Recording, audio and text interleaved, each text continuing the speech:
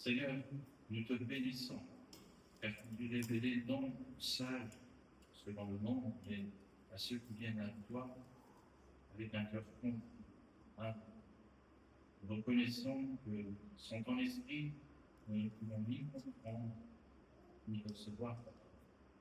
Alors, Seigneur, nous nous demandons d'ouvrir nos oreilles, d'ouvrir notre cœur, afin que nous puissions écouter ce que tu as à nous dire par ta parole. Que toute la gloire te revienne. Au nom de Christ. Amen. Donc, puis nous sommes en période de vacances et la plupart des personnes en profitent pour se reposer à la maison, de la famille ou dans d'autres destinations.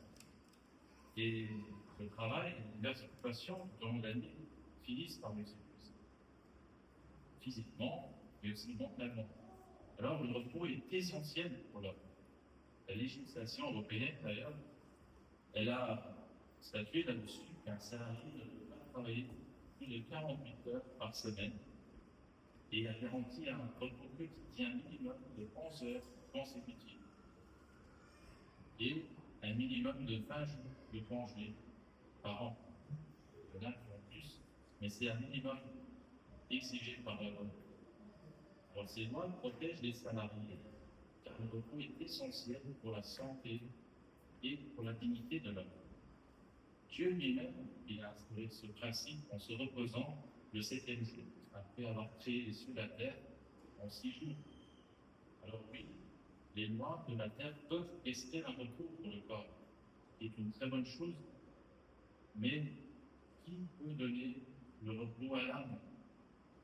L'homme finit accablé par le péché et ses terribles conséquences, quand la fin ultime est inévitablement la mort. Nous voyons cela dans les médias, mais aussi dans nos propres vies. Mais loué soit le Seigneur, car tout n'est pas perdu. La parole de Dieu nous dit que le vrai repos existe et qu'il se trouve en Jésus-Christ. Il est venu dans ce monde pour nous sauver de nos péchés et nous accorder la vie éternelle. Alors que révèle la parole de Dieu ici dans ce passage au sujet de ce repos? Alors, dans ce passage, le Seigneur Jésus met en lumière 3 aspects de ce repos. Premièrement, que c'est un repos accordé par grâce. Deuxièmement, que c'est un repos qui vient de Jésus lui-même. Et troisièmement, c'est un repos auquel le Seigneur Jésus nous invite à venir.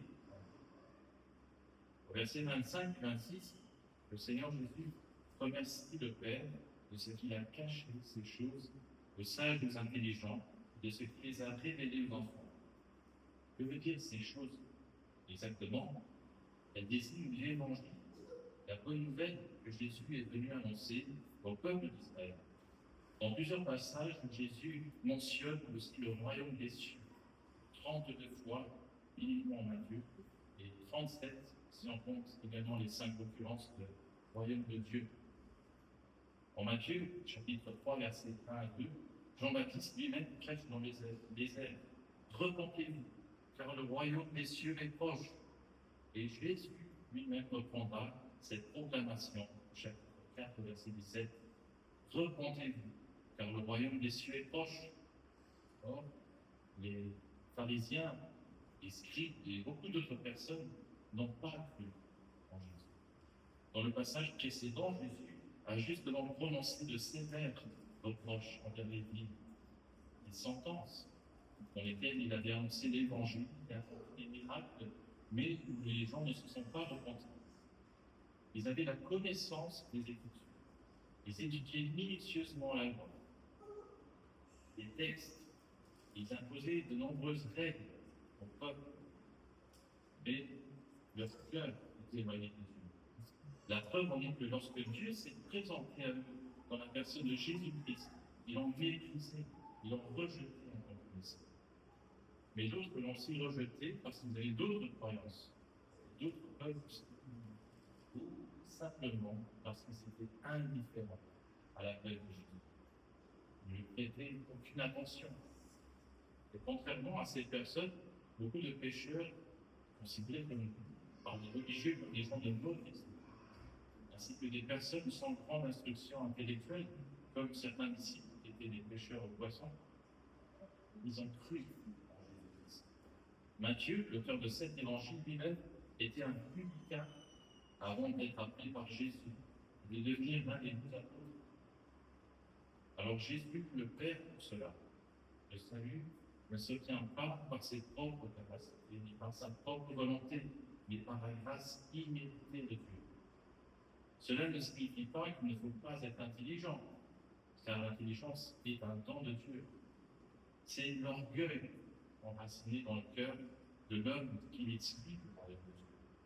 Il faut être comme un enfant, démuni et dépendant, et confesser notre incapacité totale à nous sauver nous-mêmes. Ce ne sont pas nos œuvres non plus qui peuvent nous accorder un quelconque avantage. Il ne s'agit pas non plus, comme nous avons entendu pour la présidence, d'un salut obtenu par grâce, puis, une fois sauvés, notre effort pour nous maintenir dans le salut. Nullement. C'est la grâce de Dieu qui nous soutient chaque jour de notre vie. Nous retrouvons plusieurs passages dans la parole de Dieu qui soulignent cette vérité essentielle. En Psaume, chapitre 138, verset 6, l'Éternel est élevé, il voit les humbles, et il reconnaît de loin les orgueilleux. Paul a écrit à ce sujet: considérez, frères, que parmi vous qui avez été appelés, il y a beaucoup de sages selon la chair, et beaucoup de puissants, et beaucoup de nobles, mais Dieu a choisi les choses folles du monde pour confondre les sages. Dieu a choisi les choses faibles du monde pour confondre les fortes. Et Dieu a choisi les choses vives du monde, celles qui méprisent, celles qui ne sont point, pour réduire à néant celles qui sont, afin que personne ne se glorifie devant Dieu. Les paraboles de Jésus aussi sont une manière qu'il a utilisée pour cacher les mystères du royaume des cieux. En Matthieu, chapitre 13, un peu plus loin de ce passage que nous avons lu, Jésus dira à ses disciples, et pour eux, la foule, s'accomplit cette prophétie d'Ésaïe. Vous entendrez de vos oreilles, et vous ne comprendrez pas. Vous regarderez de vos yeux, et vous ne verrez point. Car le cœur de ce peuple est devenu insensé. Ils ont endurci leurs oreilles, ils ont fermé leurs yeux, de peur qu'ils ne voient de leurs yeux, qu'ils n'entendent de leurs oreilles, qu'ils ne comprennent de leur cœur, qu'ils ne se convertissent, et que je les guérisse. Mais heureux sont vos yeux parce qu'ils voient, et vos oreilles parce qu'elles entendent. Voici donc le premier aspect que la parole de Dieu met en lumière ici. Le repos de Jésus-Christ est accordé par grâce. Il ne dépend pas de nous, mais de Dieu seul. Paul écrira plus tard en Romains, chapitre 6, verset 23, car le salaire du péché, c'est la mort. Et le don gratuit de Dieu, c'est la vie éternelle de Jésus-Christ dans le Seigneur. Alors je vous pose la question ce matin. Est-ce que tu es un Christ comme un enfant, en toute humilité et dépendance? Est-ce que tu as reçu déjà ce repos qui est donné par grâce? Non par mérite, car nous ne pouvons rien faire pour nous sauver nous-mêmes. Christ a tout accompli, il a proclamé sur la croix, tétélestai, ce qui veut dire en fait tout est accompli. Le vrai repos est un repos accordé par grâce. Nous allons à présent découvrir le deuxième aspect de ce repos. Premièrement, c'est un repos accordé par grâce, et le deuxième aspect, c'est que ce repos est accordé par Jésus-Christ lui-même. Verset 27, non seulement Jésus révèle sa divinité en appelant Dieu mon Père, mais il déclare qu'il est le seul chemin qui mène au Père. Nul ne connaît le Fils si ce n'est le Père. Personne non plus ne connaît le Père si ce n'est le Fils, et celui à qui le Fils veut le révéler. Les évangiles nous présentent plusieurs occasions où Jésus s'est clairement identifié comme Dieu. Par exemple, en Jean, chapitre 8, verset 58, Jésus leur dit, en vérité, je vous le dis, avant qu'Abraham fût, je suis. Le fait d'utiliser je suis était pour les juifs un signe très clair que Jésus se faisait égal à Dieu. C'est pour cela qu'il a dessus des pierres pour les jeter contre lui.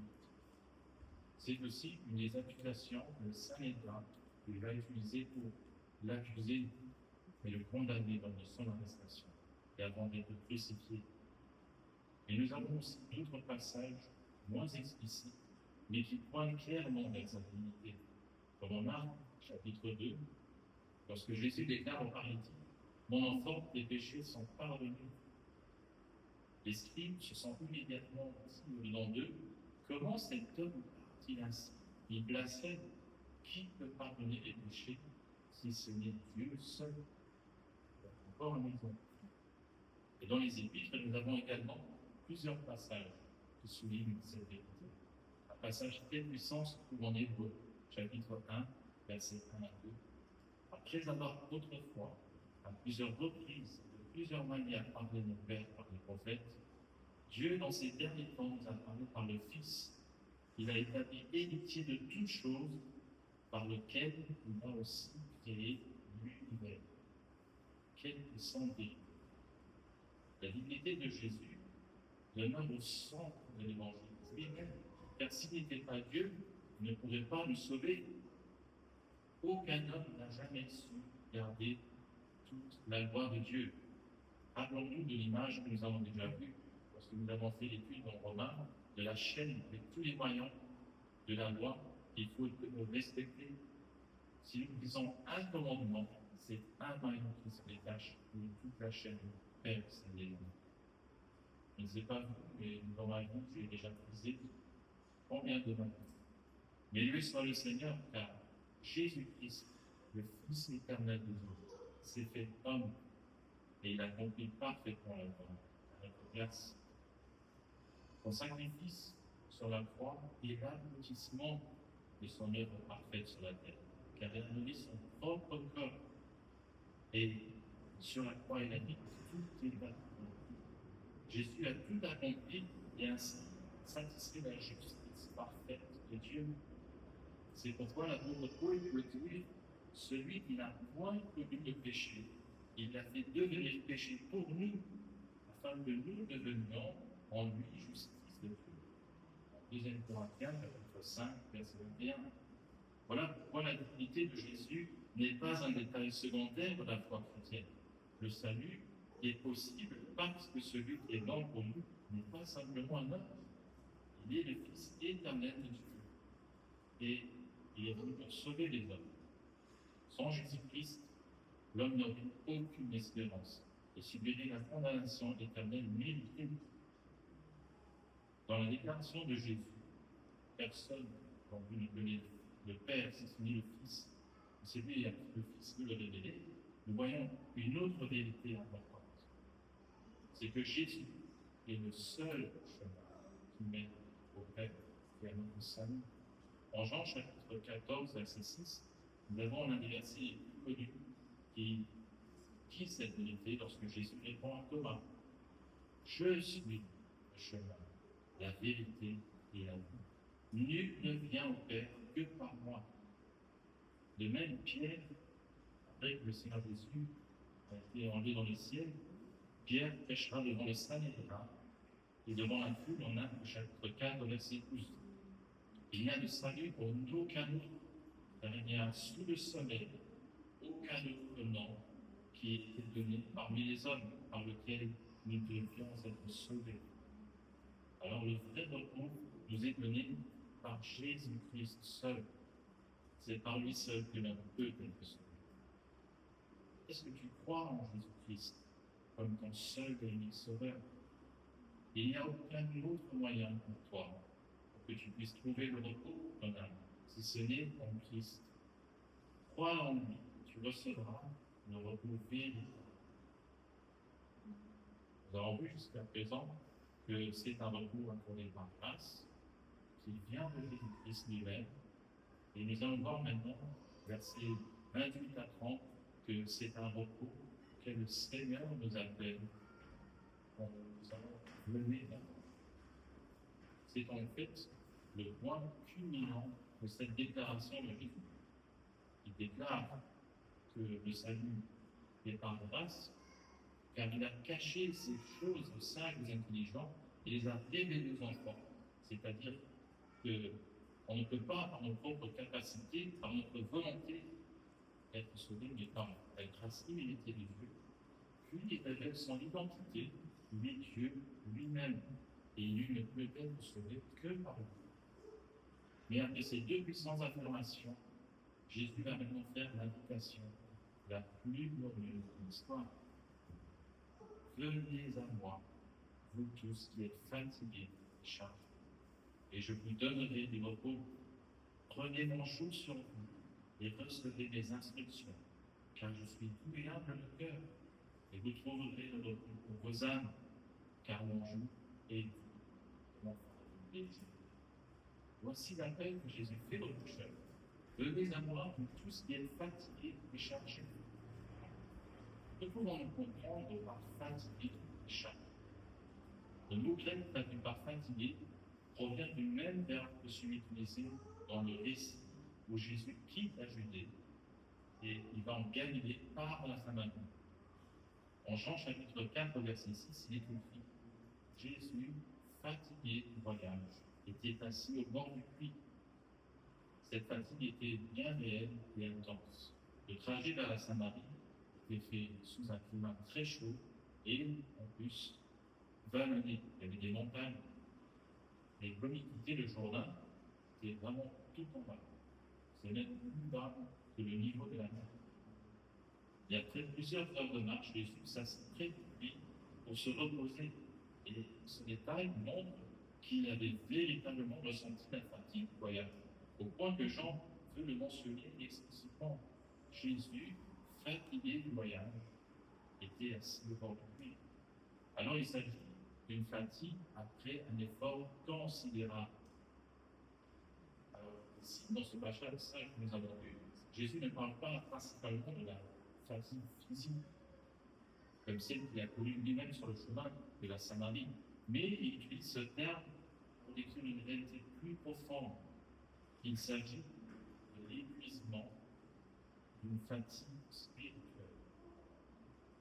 Jésus s'adresse ici principalement aux Juifs qui cherchaient à obtenir leur propre justice en observant la loi que Dieu leur avait donnée par l'intermédiaire de Moïse au mont Sinaï. Leur vie en dépendait. Obéis à la loi de Dieu et tu vivras. Or, en raison de notre nature pécheresse, les hommes sont incapables d'accomplir la loi. Elle est parfaite et nous sommes imparfaits. Celle-ci exige une obéissance parfaite, mais l'homme, malgré tous ses efforts, en est incapable. Alors Jésus s'adresse à des hommes pécheurs fatigués par tous leurs propres efforts pour plaire à Dieu. Imaginez, fatigués d'essayer de mériter l'acceptation de Dieu, fatigués de mesurer chaque jour leur valeur devant Dieu selon leur performance, comme si Dieu accepte plus le jour où elle a été bien plutôt que le jour où elle a été moins bien. Mais nous avons ce qui nous charge, qui est en relation avec un poids que l'on doit porter, des fardeaux. Or, le peuple qui voulait plaire à Dieu devait, en plus de la loi, suivre des règles imposées par les chefs religieux. Au lieu d'être une aide, ces prescriptions étaient devenues de véritables fardeaux sur les épaules et qui rendaient le service de Dieu pesant.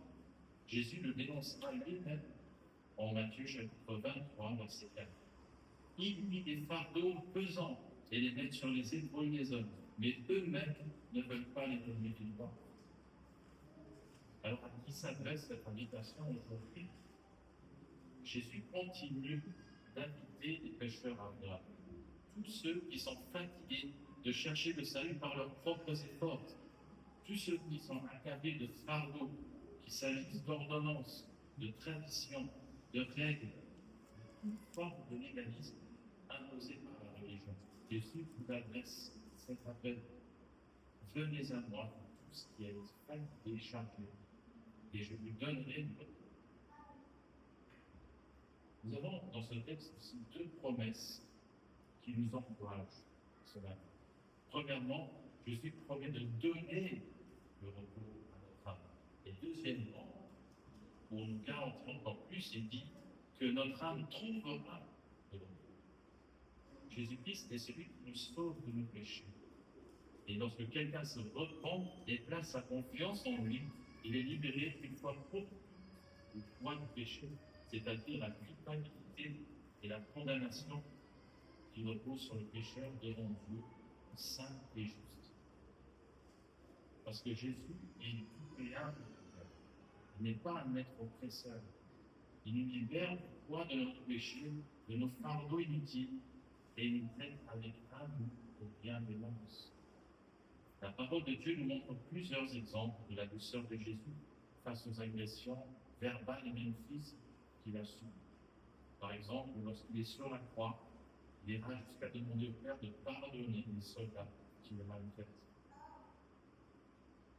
Mais dans l'appel gracieux de Jésus, il nous demande aussi de prendre son joug sur lui, de recevoir ses instructions. Pourquoi Jésus emploie-t-il ici le mot joug? Le joug est un élément que ses auditeurs connaissaient bien.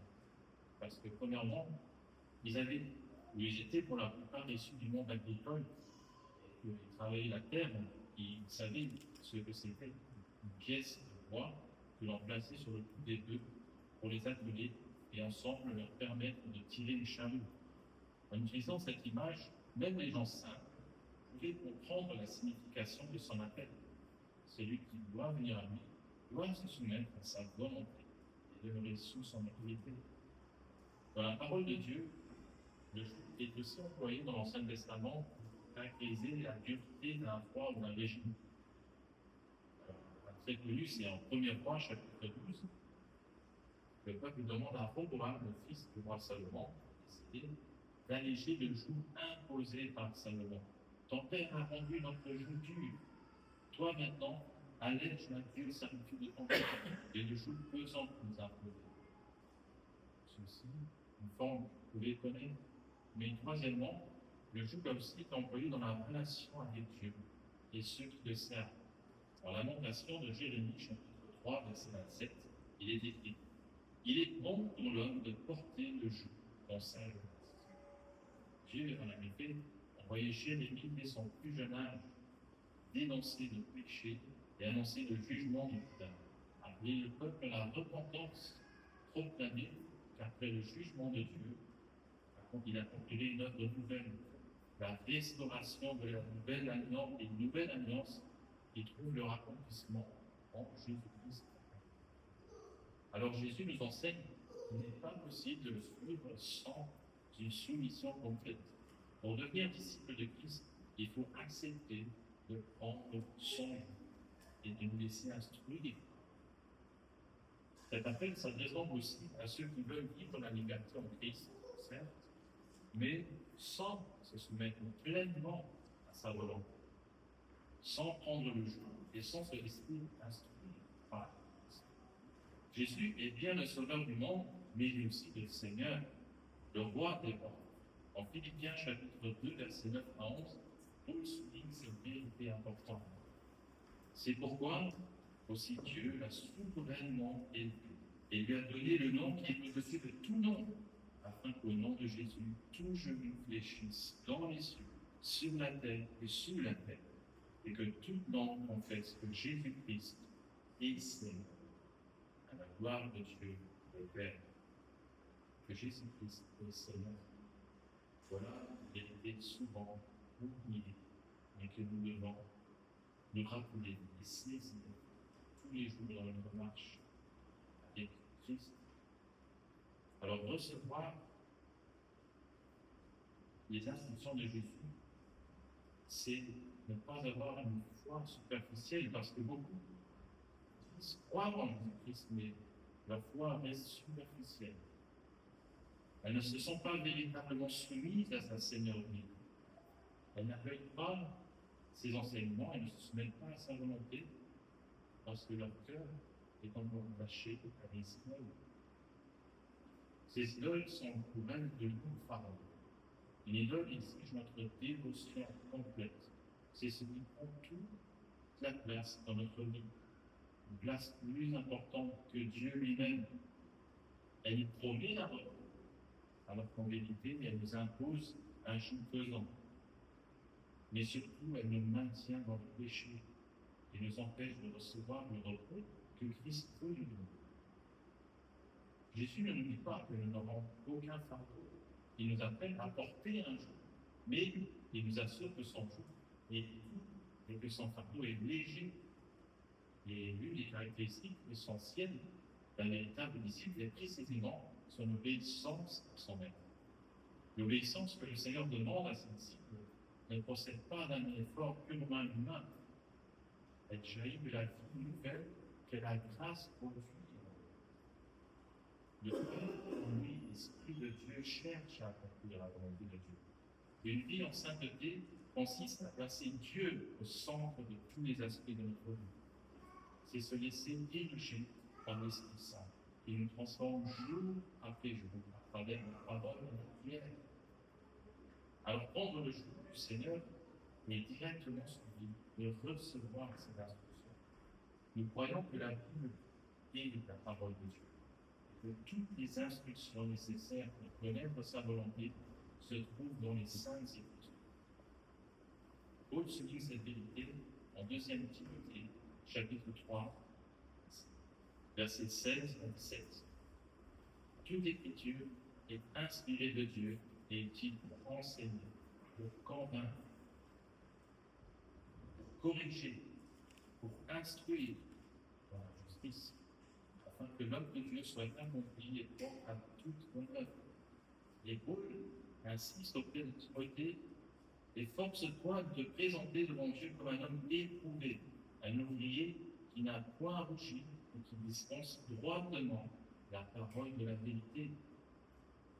Alors, recevant les instructions de Christ, c'est demeurer dans sa parole. Ce sont les Écritures qui devraient nous guider en tout temps. Voilà, Walter n'a cessé de nous répéter au début de notre marche avec nous. Et l'évangile de Jean nous montre aussi ce passage de Jésus qui dit: si vous demeurez dans ma parole, vous êtes vraiment ici. Pour conclure, aujourd'hui, Jésus continue d'appeler. Cette invitation est toujours d'actualité. Est-ce que tu as déjà répondu à son appel? Aujourd'hui même est le jour que tu l'acceptes comme ton Sauveur, ton Seigneur. Repends-toi et renonce à tout ce poids que tu portes. Prends le joug de Jésus, reçois ses instructions et soumets-toi à sa volonté. Et tu trouveras le repos pour toi-même. Tu connaîtras le Seigneur Jésus tout et humble de cœur et tu vivras une vie nouvelle pour la gloire de son nom. Si tu as déjà placé ta confiance dans le Seigneur Jésus-Christ, rappelle-toi de son appel et de ton engagement au début de ta marche avec lui. Chéris ta relation personnelle avec ton Seigneur. Et n'aie aucun doute, Jésus est doux et humble de cœur. Tu peux toujours venir à lui. Et pour terminer, un verset que je trouve très encourageant. Dans la lettre aux Hébreux, chapitre 4, versets 14 à 16. Ainsi, puisque nous avons un grand souverain sacrificateur qui a traversé les cieux, Jésus, le Fils de Dieu, demeurons fermes dans la foi que nous professons. Car nous n'avons pas un souverain sacrificateur qui ne puisse compatir à nos faiblesses. Au contraire, il a été tenté comme nous en toutes choses, sans commettre de péché. Approchons-nous donc avec assurance du trône de la grâce, afin d'obtenir miséricorde et de trouver grâce pour être secouru dans nos besoins. Quel moment! Et aujourd'hui, le Seigneur continue à nous appeler. Viens à Jésus-Christ. Tu trouveras le vrai repos. Voilà. Okay. Seigneur, nous te remercions pour ta parole vivante. Merci Seigneur, car tu nous as rappelé que ton Fils est doux et humble de cœur. En lui se trouve le pardon, la paix et le repos pour nos âmes. Le vrai repos. Seigneur, donne-nous de renoncer à nos fardeaux et d'apprendre à marcher sous le joug léger de Christ, dans l'obéissance et la confiance. Seigneur, nous remettons nos cœurs afin que tu les transformes, que tu nous fasses naître de nouveau, que nous puissions vivre pour toi. Nous te prions au nom de Christ. Amen.